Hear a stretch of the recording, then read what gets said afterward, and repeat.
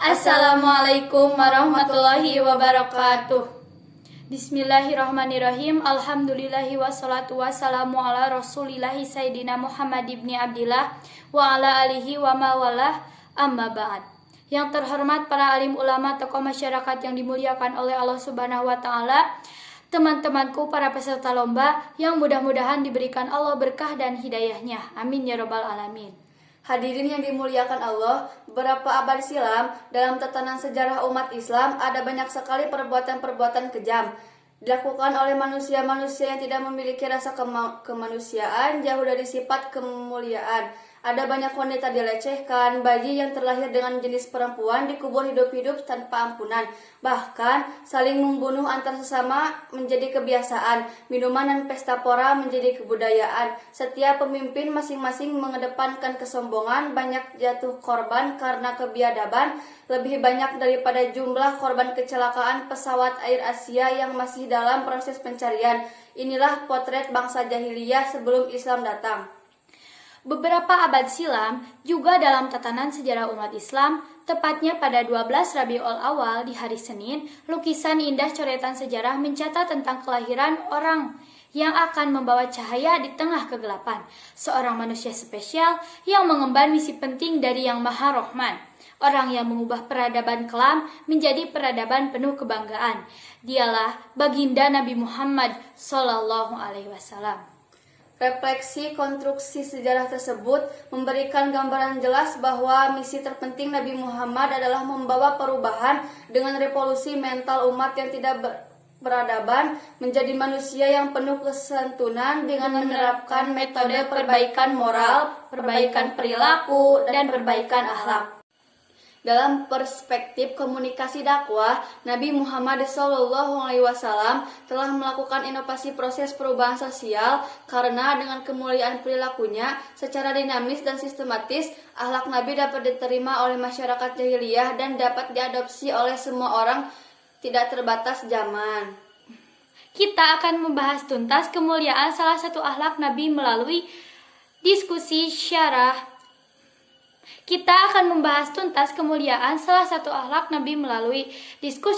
Al-Quran kami yang berjudul Meneladani Akhlak Nabi Muhammad SAW dalam sikap rendah hati. Bismillahirrahmanirrahim.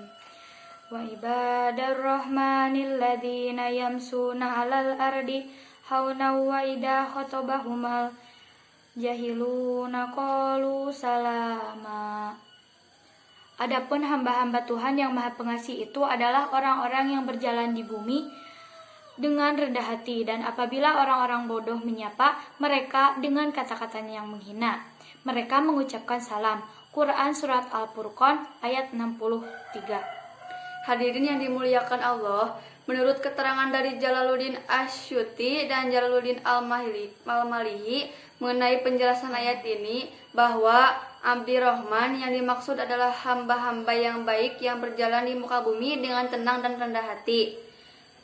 Kemudian apabila orang jalil menyapa mereka untuk mengajak berbicara dengan hal-hal yang tidak disukai, maka hamba yang baik tersebut mengucapkan kata-kata yang mengandung keselamatan atau kata-kata yang menghindarkan hamba tersebut dari dosa. Demikian interpretasi Al-Quran Surat Al-Furqan ayat 63 dalam tafsir Jalalain.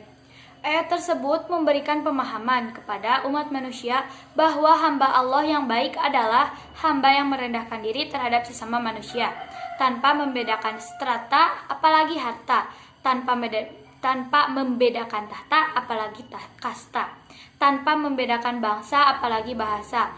Biar pian uang Banjar kula wong Jawa, biar dika uluh Dayak wungkau urang manduhure, di hadapan Allah kita sama. Hadirin yang dimuliakan Allah, inilah salah satu kunci sukses dakwah Nabi dalam revolusi mental masyarakat jahiliyah, karena dengan merendahkan hati yang dilakukan Nabi memberikan dampak positif secara psikologis maupun sosiologis. Rasulullah SAW menegaskan perintah untuk bersikap rendah hati dalam sebuah hadis riwayat Muslim dari Iyad bin Himar radhiyallahu anhu. Bismillahirrahmanirrahim. Innallaha auha ilayya an tuwad'u haqqala yabhara ahada ala ahadi wa la yabghi ahadan ala ahadin. Rawahu Muslim. Artinya, sesungguhnya Allah memberikan wahyu kepadaku bersikap rendah hati semua sehingga seseorang tidak merasa bangga atas orang lain dan seseorang tidak melakukan penganiayaan terhadap orang lain. Pentingnya sikap rendah hati hadirin berdasarkan sabda Nabi Muhammad SAW adalah menjadi kita terhindar dari dosa-dosa, khususnya hadirin kita terhindar dari perbuatan aniaya terhadap sesama. Sehingga hadirin sikap rendah hati dapat menjadikan kita lebih dihargai oleh orang lain. Karena itu hadirin, hilangkanlah sikap sombong, angkuh, dan tidak mau menghargai orang lain.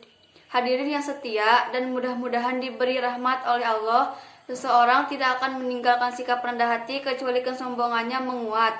Seseorang tidak akan merasa sombong kecuali keangkuhan hatinya meningkat. Dan seseorang tidak akan merasa angkuh kecuali akalnya sudah tidak sehat. Demikian kutipan tulisan Ahmad Najih dalam bukunya yang berjudul Akhlak Rasulullah SAW. Ibrahim bin Abi Arsy radhiyallahu anhu pernah bertanya kepada Fudail tentang rendah hati. Kemudian Fudail menjawab, rendah hati itu bila kamu duduk dan patuh terhadap kebenaran. Walaupun kebenaran itu datang dari anak kecil atau orang bodoh, kamu tetap mau menerimanya. Dalam Quran Surat Al-Syura ayat 215, Allah berfirman sebagai berikut. Bismillahirrohmanirrohim. Wahfid janaha kalimanit taba'aka mina. Bismillahirrohmanirrohim. Wahfid janaha kalimanit taba'aka minal mu'minin.